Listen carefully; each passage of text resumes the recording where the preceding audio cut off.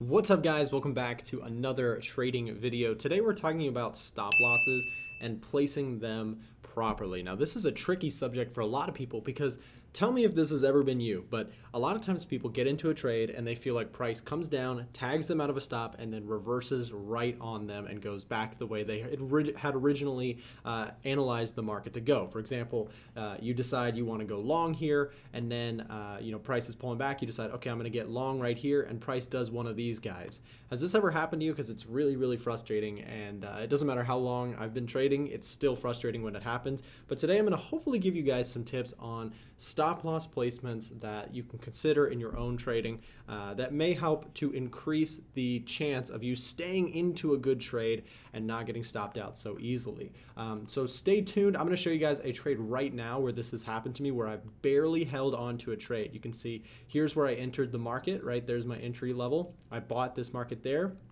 My stop loss is just underneath where price tagged under there. So fortunately, I was able to stay into this trade, and I'm going to talk about why I think this sort of technique can increase your chances of staying into a trade. So stay tuned. Let's get into it.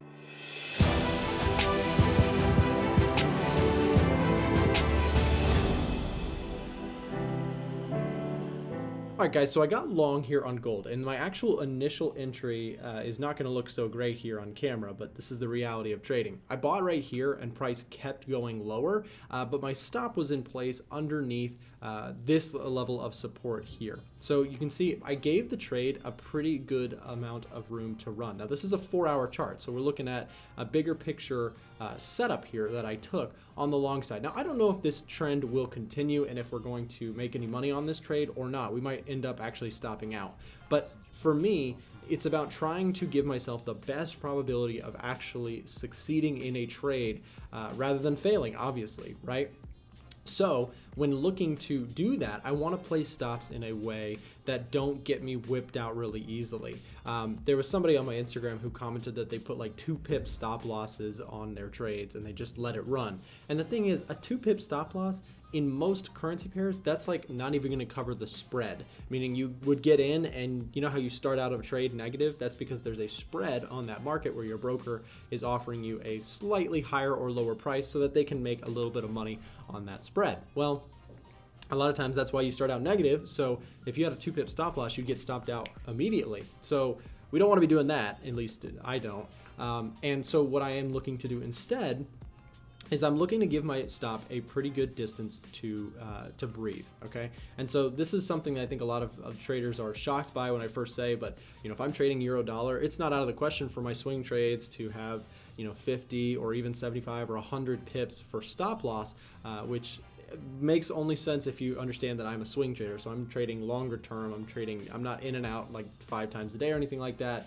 I'm not a day trader per se. I'm more of a swing trader. So when I'm looking to place a stop, I want to give it room to run and not stop me out too quickly. So that's the thing. Sometimes people put tight stop losses on, and as soon as price goes just barely against them, they're out of the trade for a big loss. And it's like, well, you didn't give the trade a good enough chance in most cases. So for me, it's about taking a little bit smaller of an entry size and giving that stop a little bit more room to run. It's also about placement of structure for me. So what we'll notice here is, check this out. This whole area, we're going to use a highlighter for this. This whole area, actually, let's see if I can change that to a highlighter, make it bigger. This whole area, right, is just like a consolidation zone. You can see we chopped, and then we broke higher. For me, this is buy zone city, because now we're looking at a market that has that room to run. Or sorry, let me change that color one more time. You can see we have the room to run further. We start to pull back, and this to me is where I got in, because I'm thinking, okay, we've got an impulsive move. Now we're seeing the corrective move. I'm looking to get in on the pullback and try and see if we can get the next leg higher on this gold move.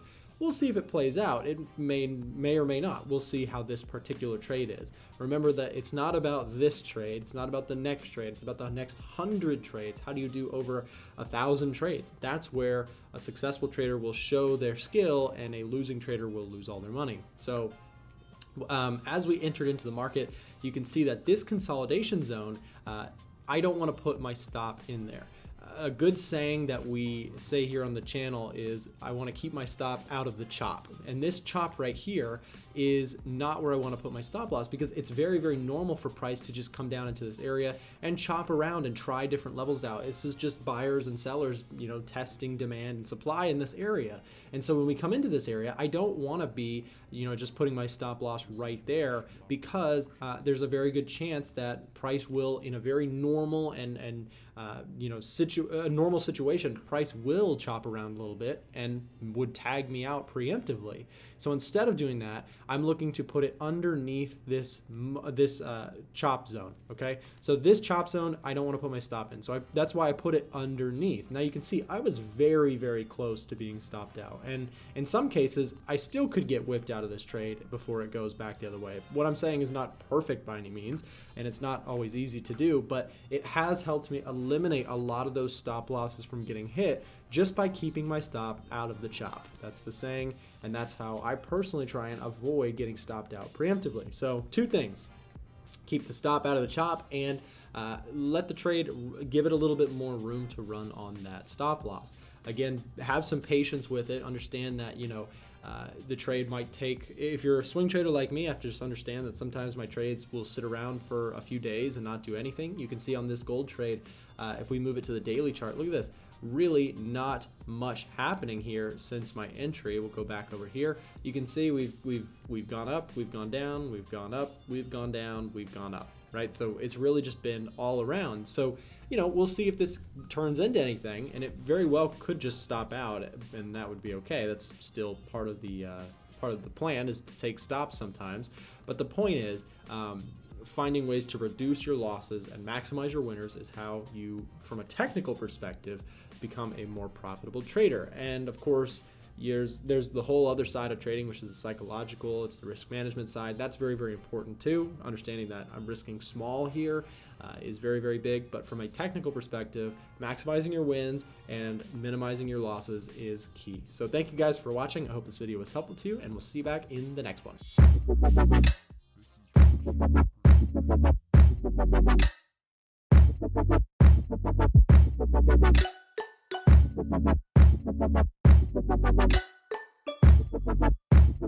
Oh,